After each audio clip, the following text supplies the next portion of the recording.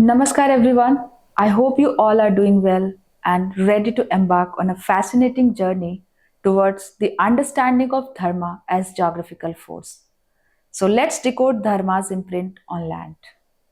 The objectives of this lecture will be first to explore how Dharma or cosmic or moral order physically shaped India's sacred landscapes through ecological, cultural, and spatial practices. And second one is to explore how sacred order shaped India's rivers, temples, and settlements. First, we will try to understand the definition of dharma. The concept of dharma, deeply embedded in Indian philosophy, bridges the divine order of the cosmos with the moral and social duties of human life. The evolution of dharma from the Vedic Rita to the Puranic concept of dharma reflects a profound shift from cosmic law to social and ecological responsibility. In the Vedic tradition, Rita represents the universal cosmic order that governs the universe's rhythm and balance, encompassing everything from the movements of the stars to the cycles of nature. As the concept evolved, particularly in the Puranas, it became more human centered, manifesting as dharma. The moral and social duties that sustain life on earth. The Mahabharata's Anushasana Parv states, Dharma sustains the earth, underlining the idea that the very foundation of the earth's existence depends on individuals and communities aligning their actions with moral and ecological principles. And this expansion of dharma to include ecological duty reflects an integrated worldview where maintaining harmony with nature and society is seen as essential to upholding the cosmic order. And by fulfilling our dharma, individuals contribute to the sustainability of both the earth and the cosmos, with reinforcing the sacred balance that supports all forms of life. So basically, dharma serves as both a moral compass and an ecological framework, urging us to live in harmony with the universe and recognize the interconnectedness of all beings. As we explore the concept of dharma, it's important to understand how the land itself has been perceived as a teacher in Indian philosophy. In ancient India, land was never viewed as just a physical entity to be used. Rather, it was regarded as a living, moral agent that offered wisdom. Rivers, mountains, and forests were seen as exemplars of Dharma, embodying moral values that humans could learn from and emulate. So, sacred landscapes such as Kshetra and Tirtha were not only places of spiritual significance but also locations where the relationship between geography and ethics was most deeply intertwined. Settlements was established with the understanding that living in harmony with the land was an integral part of spiritual and moral practice. Now let's move to a deeper understanding of how dharma operates as a geographical force. In Indian thought, geography and dharma are inseparable. The creation and organization of sacred landscapes were intentionally guided by Dharma, whether it was the positioning of temples, the alignment of cities, or the preservation of natural sites. These landscapes were seen as moral agents in their own right, imparting values of purity, respect, and balance. For instance, sacred circuits like Char Dham and Saptapuri were carefully mapped, blending physical space with the spiritual journey. So, furthermore, ancient urban planning, such as Jaipur's grid system, reflected the integration of cosmic and ecological principles for creating resilient environments. In this way, Dharma didn't just inform spiritual beliefs, it actively shaped the geographical and ecological framework of Indian society.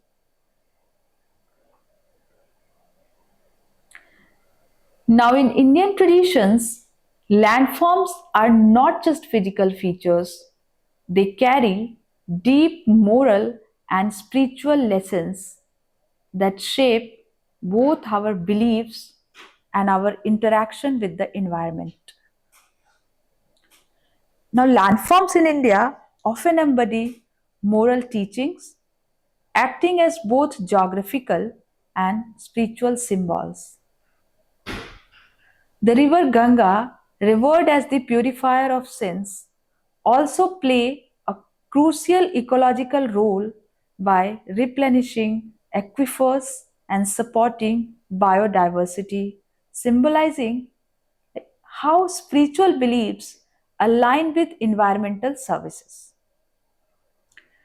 Similarly, say for example, the Himalayas are not just majestic mountains, they represent tapasya, or you can say the austerity, and have been considered sacred zones for meditation and spiritual growth.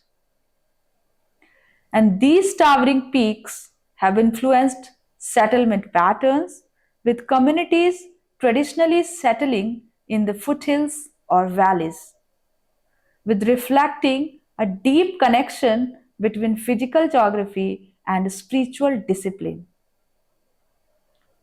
These landforms teach us that geography is not merely a backdrop, but an active participant in shaping human morality, spirituality, and ecological responsibility. So, the land itself became a teacher guiding us towards ecological wisdom and spiritual growth, where the physical and moral dimensions of geography are like inseparable. Now we will see that sacred networks in India are deeply interwoven with both spiritual and ecological dimensions. Here, pilgrimage sites serve as bridges between the divine and the natural world. Tirthas or pilgrimage sites are central to the Indian spiritual landscape, connecting geography with sacred experiences. For example, Prayagraj, the confluence of the Ganga, Yamuna, and the mythical Saraswati River, is a prime example of this union of ecology and theology.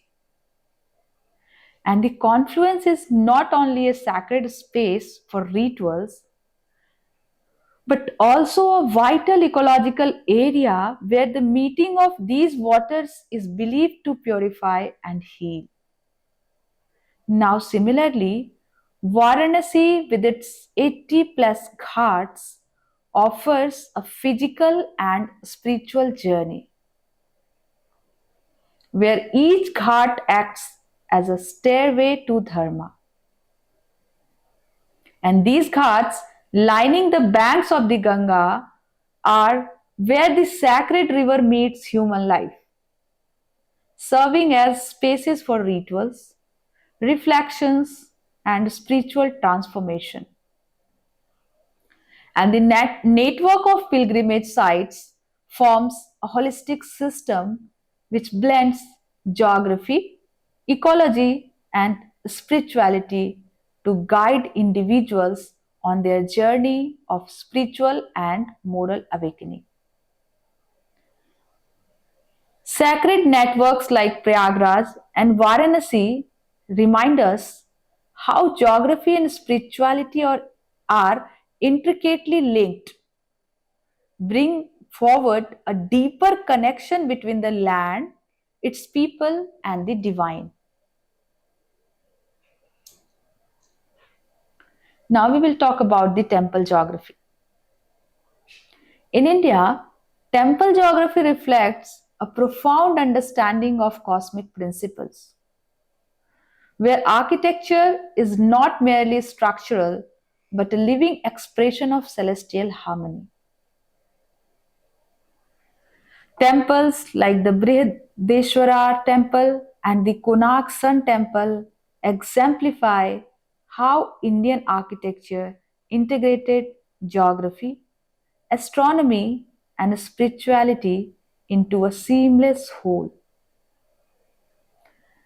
The Brihadeshwara temple in Tamil Nadu is renowned for its shadowless sanctum during certain times of the year, demonstrating precise cosmic alignment and showcasing an extraordinary grasp of spatial and solar dynamics. Now, similarly, the Konark Sun Temple in Odisha embodies the cosmic journey of the sun with its intricately carved chariot wheels functioning as sundials that accurately tell the time. So these temples were deliberately designed to align with cardinal directions and celestial movements, transforming these sacred spaces into instruments that celebrated the cosmic rhythms. Temple geography serves as a bridge between earthly existence and universal order, reminding devotees of the interconnectedness of space, time, and divine. Through such marvels, ancient Indian temple builders invite us to experience geography not just as physical space, but as a cosmic map guiding human consciousness towards higher realization.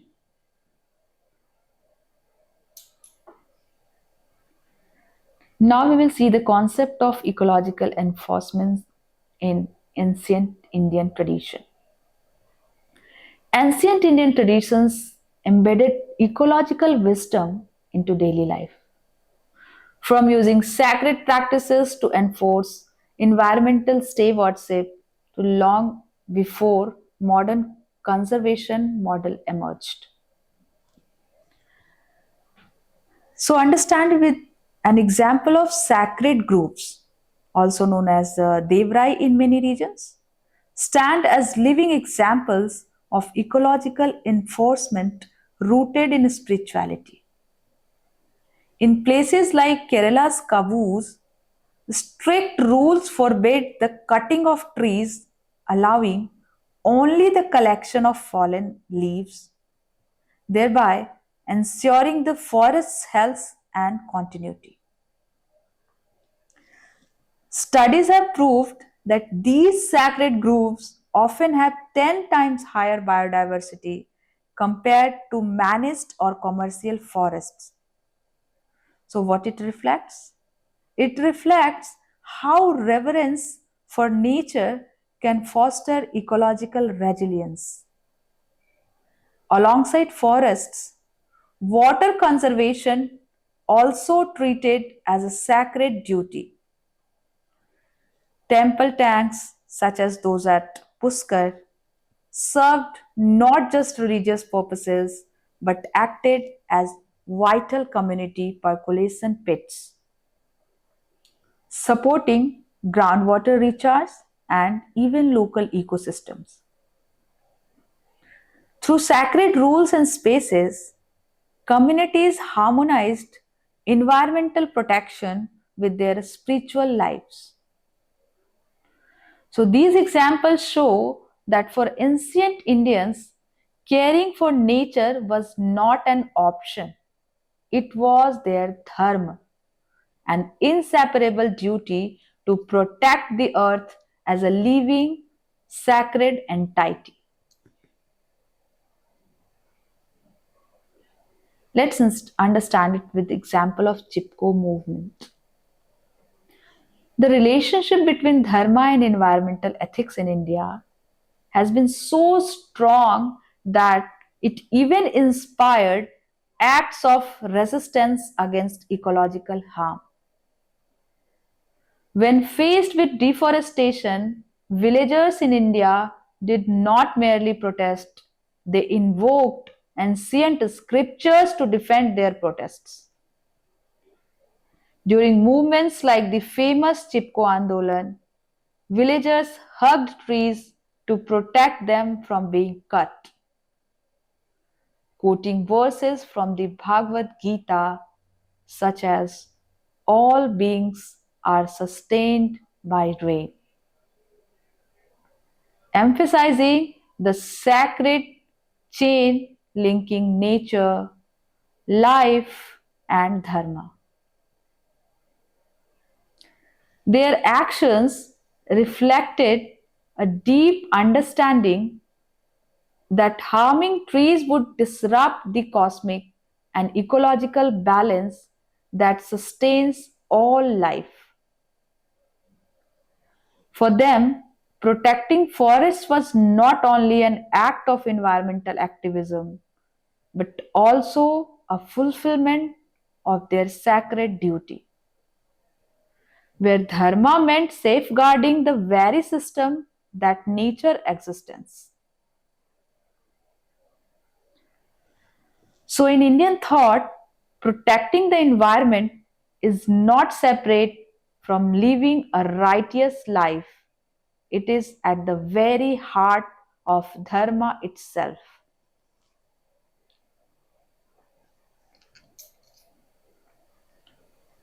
Now we will talk about the urban Dharma.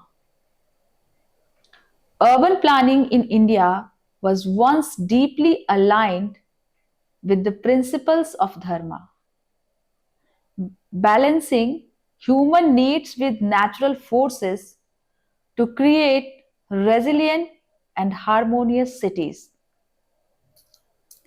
The city of Jaipur stands as a shining example of urban dharma, where the ancient science of Vastu Shastra guided its grid like layout. Designed to align with cardinal directions and elemental energies, Jaipur's planning incorporated consideration for ventilation, sunlight, and climate resilience. It ensured that the urban form worked with, not against nature. In contrast, modern neglect of these age old practices has led to serious consequences. Like Chennai's recent flooding crisis were worsened by the loss of temple tanks, traditional water bodies that once acted as crucial reservoirs and flood buffers. Where dharma once informed the urban landscape to sustain both nature and society, today's disregard for such wisdom has exposed cities to a greater ecological risk. So, by reviving the spirit of urban dharma, offers us a pathway to building sustainable, resilient cities that honor both human progress and nature rhythms. So, what are the key takeaways? In Indian thought, dharma is not just a moral principle, it is a profound geoethical framework that binds land, culture, and the cosmos into a sacred unity. Ancient sacred sites were never chosen at random. They were vibrant ecological hotspots where biodiversity, water systems, and human settlements coexisted in balance. Whether it was temple tanks, nurturing aquifers, sacred groves, preserving forests, or pilgrimage routes sustaining riverine ecosystem, these landscapes embodied dharma in action. Today, this wisdom holds immense revival potential, from restoring traditional watersets to reimagining sustainable urban planning rooted in local geography and cultural memory. So, recognizing this heritage invites each of us to become active stewards of our environment. A simple yet powerful call to action would be: find your local Dharma landscape and document its ecological past and explore how we can restore its sacred balance for the future. So, by reconnecting with the dharma of our land, we can heal not only the earth but also ourselves. Thank you, everyone.